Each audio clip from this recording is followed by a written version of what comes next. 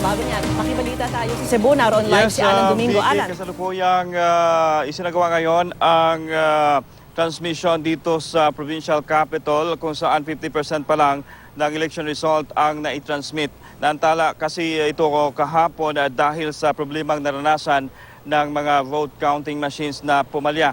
So alas 9 ngayong umaga nakatagdang mag-convene ang mga Board of Canvassers dito sa provincial capital.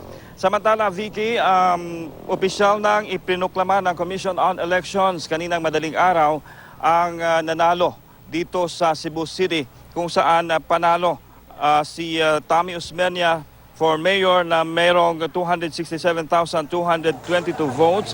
Tinalo naman niya ang incumbent mayor na si Mike Rama na mayroong 233,186 votes. Kini-question naman ngayon ni Rama ang resulta ng botohan.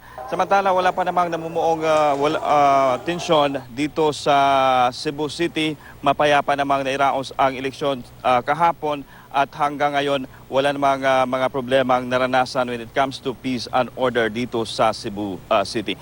Yan ang latest mula dito sa Cebu City. Ako si Alan Domingo, nakatutok para sa eleksyon 2016. Alright, maraming salamat sa iyo, Alan Domingo ng GMA Cebu.